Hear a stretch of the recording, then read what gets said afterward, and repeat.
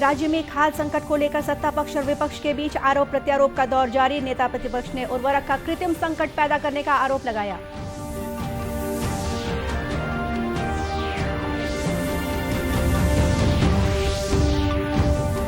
राष्ट्रव्यापी कोविड टीकाकरण अभियान के तहत अब तक 170 करोड़ 87 लाख से अधिक टीके लगाए गए। राज्य में पॉजिटिविटी रेट 3.41।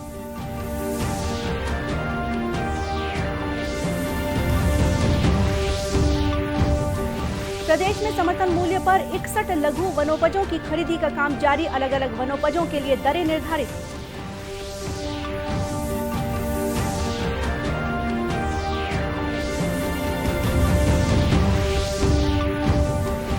और टीबी मरीजों के इलाज के लिए केंद्र सरकार द्वारा आदिवासी बहुल इलाके में संचालित अभियान का कोरबा जिले में हुआ शुभारंभ।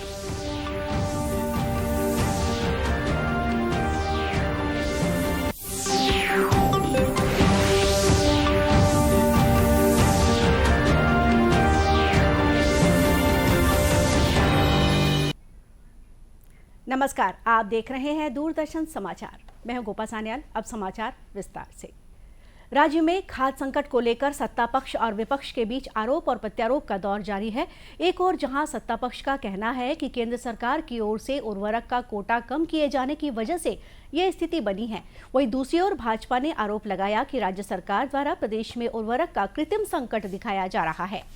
नेता प्रतिपक्ष धर्मलाल कौशिक ने कहा कि राज्य की भूपेश सरकार द्वारा खाद का संकट कायम किया गया है, जिससे किसान बेवजह परेशान हो रहे हैं।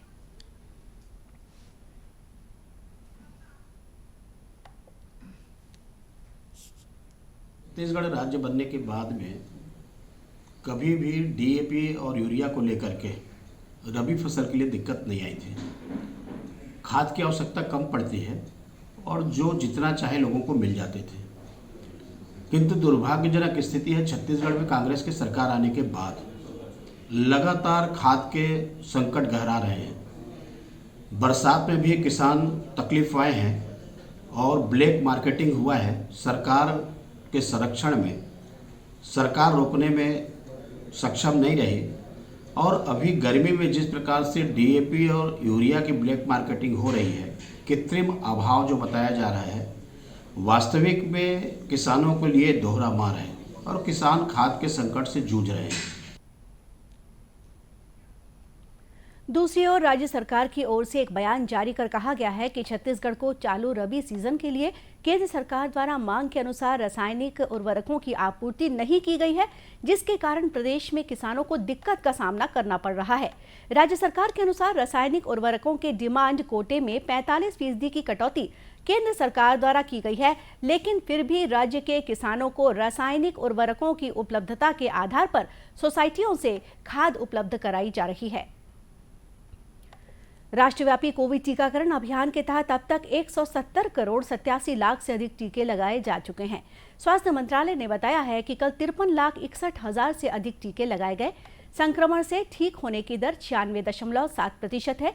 पिछले 24 घंटों में 1,72,000 से अधिक लोग स्वस्थ हुए हैं। कोविड से अब तक 4 करोड़ 10,12,000 से अधिक लोग ठीक हो चुके हैं।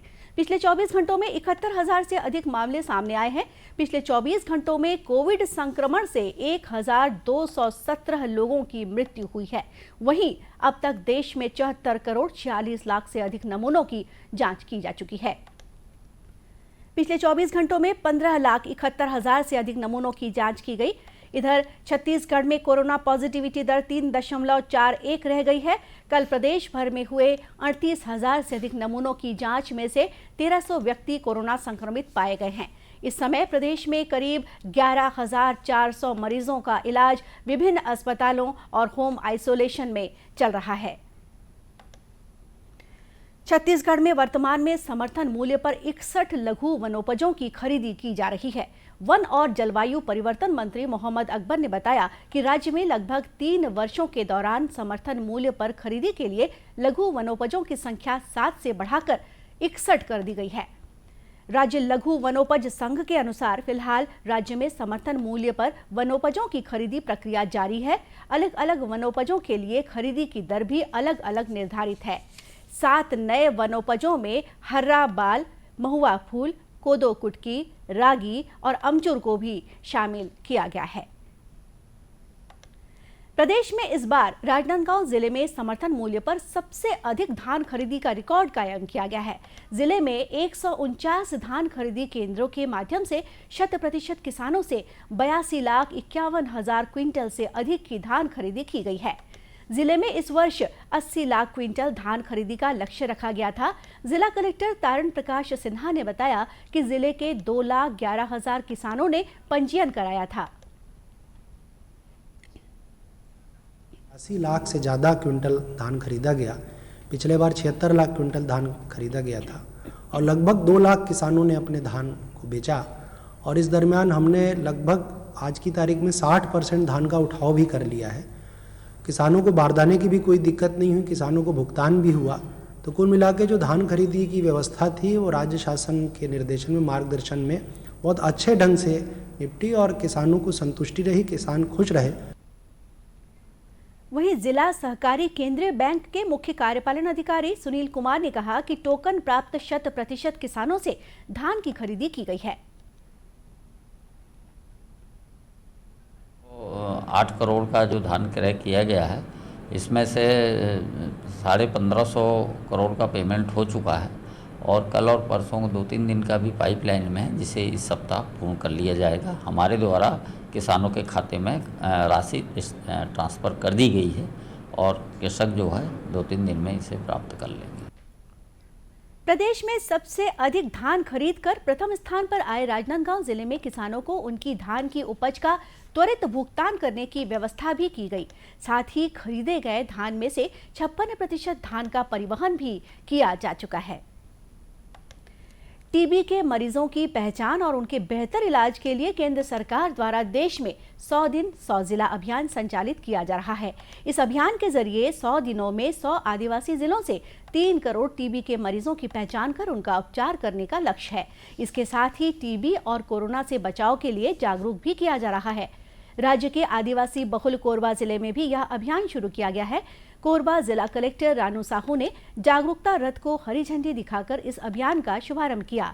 उन्होंने बताया कि जिले में यह अभियान एक फाउंडेशन के सहयोग से स्वास्थ्य विभाग द्वारा संचालित किया जा रहा है।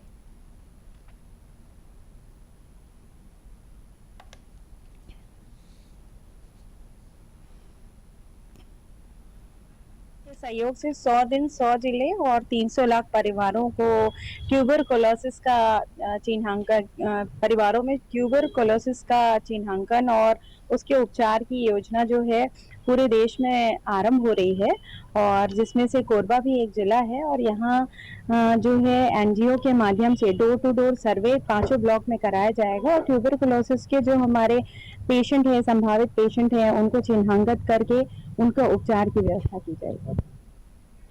जिले के मुख्य चिकित्सा और स्वास्थ्य अधिकारी डॉक्टर बीबी बोर्डे ने बताया कि केंद्र सरकार के इस अभियान के तहत स्वास्थ्य कार्यकर्ता और डॉक्टरों की टीम आदिवासी इलाकों में टीबी मरीजों की पहचान और उपचार के लिए घर घर पहुंच रहे हैं। गौरतलब है कि केंद्र सरकार और स्वास्थ्य विभाग ने वर्ष 2025 तक देश से टीबी बीमारी को पूरी तरह खत्म करने का लक्ष्य निर्धारित किया है। देश की बेटियों का उज्जवल भविष्य गढ़ने के लिए केंद्र सरकार द्वारा शुरू की गई नई सुकन्या समृद्धि योजना को छत्तीसगढ़ में भी बेहतर प्रतिसाद मिल रहा है। इस बचत योजना के जरिए 10 साल से कम उम्र वाली लड़कियों के पालक उसकी पढ़ाई और शादी के लिए राशि बचा सकते हैं। योजना के तहत लड़की के माता पिता किसी भी नेशनल बैंक में या पोस्ट ऑफिस में अपना अकाउंट खोल सकते हैं। खाता खुलवाने के लिए कम से कम 250 रुपए की राशि जमा करनी होगी, जबकि अधिकतम 1.5 लाख रुपए तक जमा की जा सकती है। बिलासपुर जिले में भी बालिकाओं के माता पिता इस योजना में रुचि दिखा रहे हैं। इन्हीं में से कुछ पालकों ने इस योजना की प्रशंसा करते हुए कहा कि उन्हें बेटियों की पढ़ाई लिखाई या विवाह के लिए आर्थिक रूप से संबल मिल सकेगा।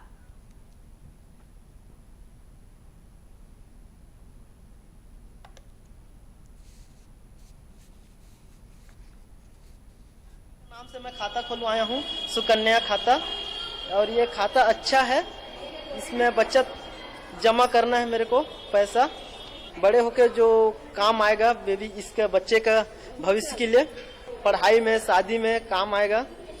प्रधानमंत्री नरेंद्र मोदी का योजना है, अच्छी है योजना। इस योजना के अंतर्गत गरीब पिछड़े वर्ग के जो लोग हैं वो बाल बच्चों के लिए, पढ़ाई के लिए या नौकरी शादी के लिए नहीं जोड़ सकते पैसे, तो उनके लिए प्रधानमंत्री पोस्ट ऑफिस द्वारा जो थोड़ा थोड़ा पैसा जोड़ के हम जमा करते हैं, उसके द्वारा चक्रवृद्धि ब्याज द्वारा प्रधानमंत्री या पोस्ट ऑफिस हमें वापस करता है। बिलासपुर के डाक अधीक्षक HR साहू ने केंद्र सरकार की इस योजना के बारे में विस्तार से जानकारी दी। उन्होंने बताया कि जिले में अब तक 99,000 से अधिक खाते खुल चुके हैं।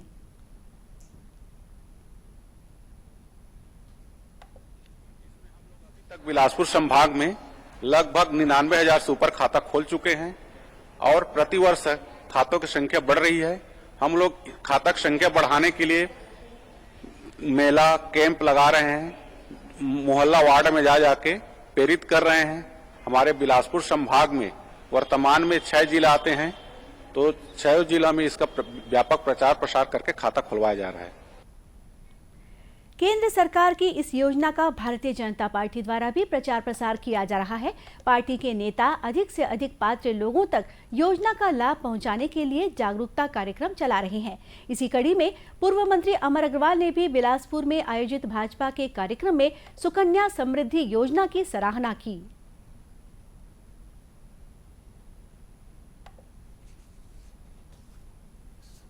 सुकन्या समृद्धि योजना में उसका लाभ मिले,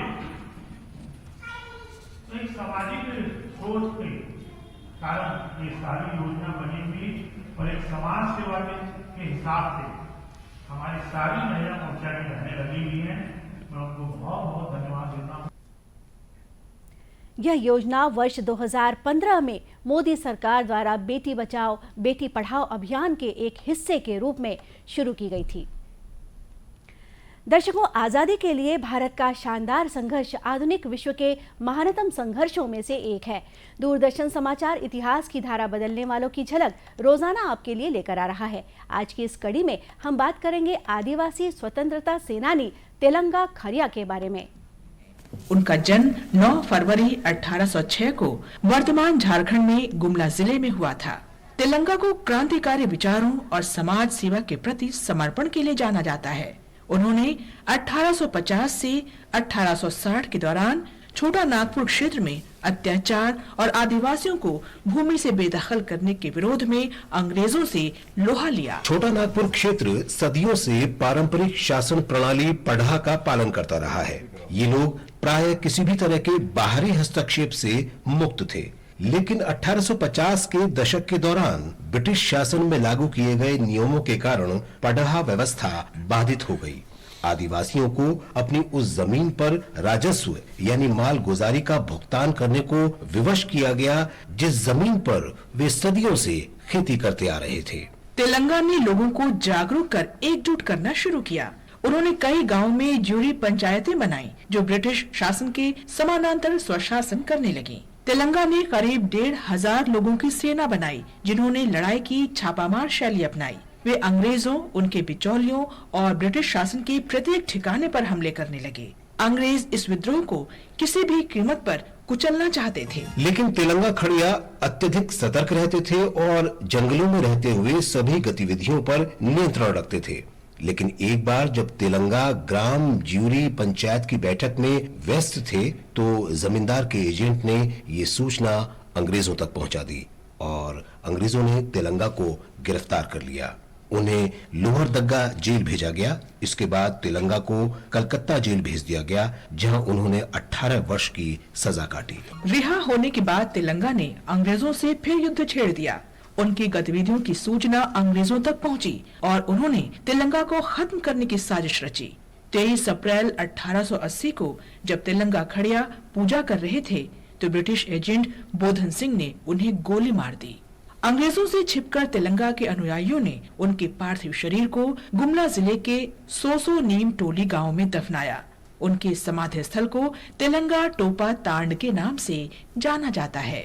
इस स्थान को छोटा नागपुर क्षेत्र के लोग पवित्र स्थल मानते हैं। प्रत्येक वर्ष 23 अप्रैल को लोग उनके बलिदान का स्मरण करते हैं और गुमला जिले के ढिढौली गांव में सप्ताह भर का शहीद तेलंगा मेला आयोजित किया जाता है। तेलंगा अपने साहस, त्याग और शहादत से लोगों को प्रेरित करते हैं।